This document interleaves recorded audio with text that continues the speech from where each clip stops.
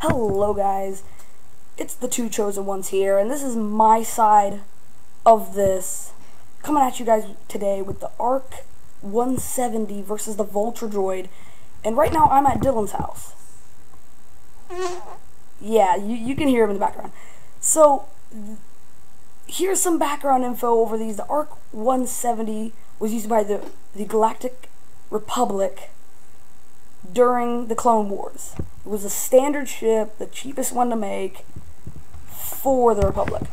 The Vulture droids was used by the Trade Federation and the CIS, or the Separatists, whatever you want to call them, which the Separatists used the blue and gray scheme, while the Trade Federation used the tan scheme.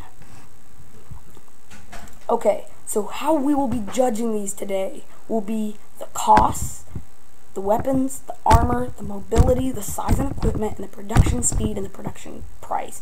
Now there is a difference between the cost and the production price. Production price is how much it will cost to make one.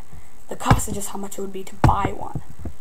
Okay, so first of all we're going to talk about the buying price. The ARC-170, according to the Star Wars Wiki, for one brand new would be 155,000 Republic credits. They are very expensive, but you can understand because they're way more expensive to build one. I couldn't find an exact price, but I know it's a lot more expensive to build one than they do selling it. Well, not a lot, but still. The Vulture droids, to buy them brand new, is only 9,000 credits, and that's after the war, after they were just giving them away, and that is quite a lot cheap compared to the ARC-170. The weapons-wise, the ARC-170 has all sorts of weapons, depending on the era, too. The two most notable are the two medium cannons right here, this and that. They're the two most notable that you first see. And in the beginning of the war, they featured proton torpedoes, which I don't know where those are simulated. But then later, they added the back gun seat right here. And this is a later model, which they have the pilot, a front gunner, and the torpedo, and they have a rear gunner over here, which helped shoot down any enemies coming from behind. The Vulture droid, this is a Trade Federation model right here. They featured twin laser cannons right in front of its face. So this is the early CIS model. I meant to say Trade Federation's blasters would be right here. It also featured regular standard missiles, the Trade Federation did. The Vulture droid used by the CIS featured the two dual here and here. The dual twin blaster cannons on either wing. CIS version also featured this missile that would launch the Buzz droids. So, their armor, the ARC-170 had strong armor compared to the Vulture droid. However, the Buzz droids, it was like the armor wasn't even there. That's the big problem about all of the armor of every ship. The Vulture droid, Buzz droids just tore it up. They were the ARC-170s were able to take a few hits and land safely, depending on where you hit. The Vulture droids had some decent armor, but it couldn't compare to the strength of the ARC-170s. They could be shot, but they had a problem. If you shoot them right in the head, it's an insta blow up. But they can survive multiple shots. The mobility, the ARC-170, it had good mobility in space, but in hangars and close to the ground was just terrible. They were also pretty fast, but not as fast as the Vulture droids. The Vulture droids had very good mobility in space and could fly well. They also had a walking mode that could be used for the ground units. The walking mode allowed them to move very well in hangars, and they also were used for ground. They could be used as a ground vehicle. They had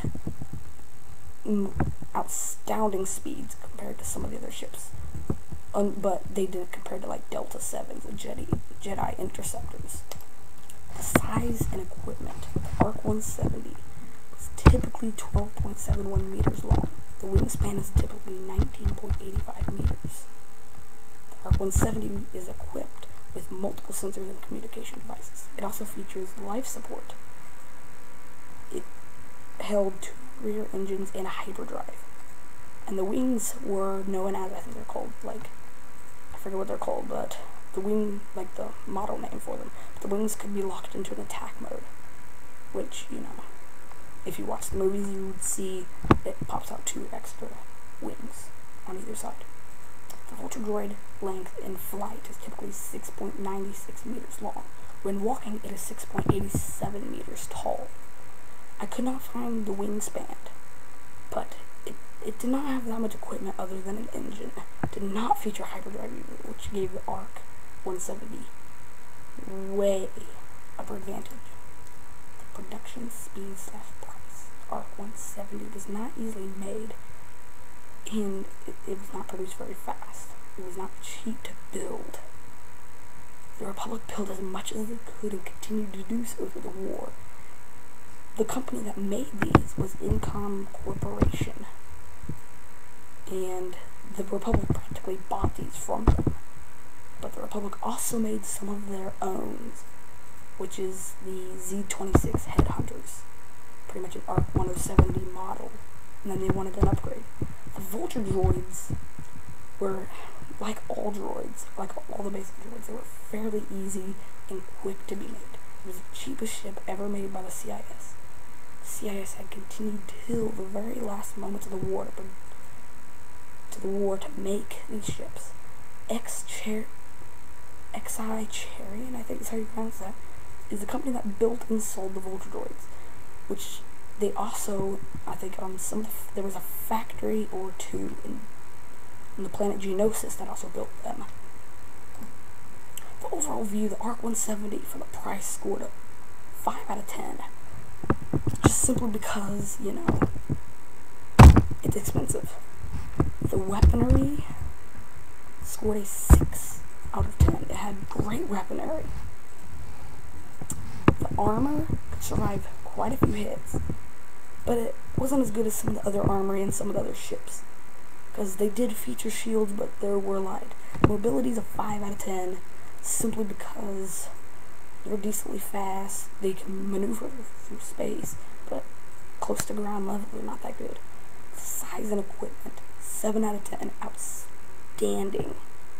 It was some of the better equipment seen on fighters, other than the Jedi Interceptors.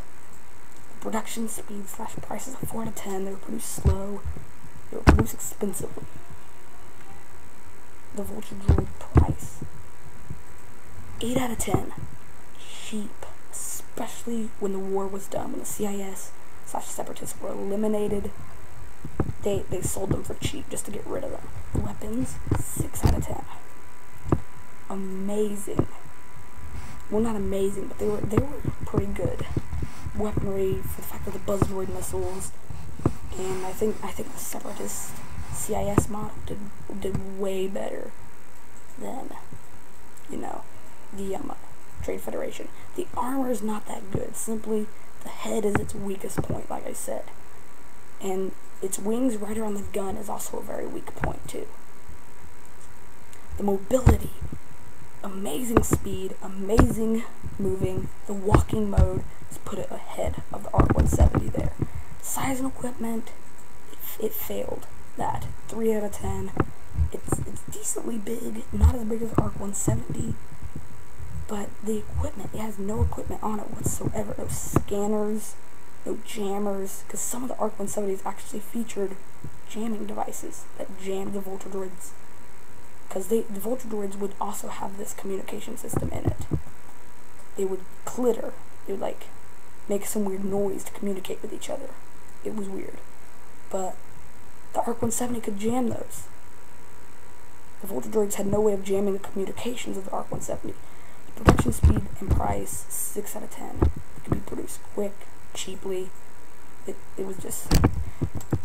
The total, the ARC-170 comes out with 31, and the Vulture droid comes out with 32. This was a shock to me, too. I know there's probably a lot of you out there, like, saying, oh my god, that was such a bad judgment. You're just biased. I'm not. This is based off of what I searched. The Vulture droid comes out barely on top. Conclusion, in the end, ARC-170 is a lot more expensive and harder to produce. This is what killed. This is what helped the Vulture droid win. The Vulture Droid is just simply cheaper, easier to produce.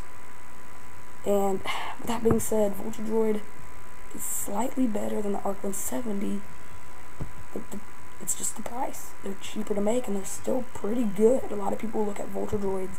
The way the movies put them, they didn't. The way the movies put all of the bad guys made them look bad, but in reality, if you were to think about it regularly, you would actually see that they're not that bad. They were actually terrifying forces to some of the planets, and so on that note,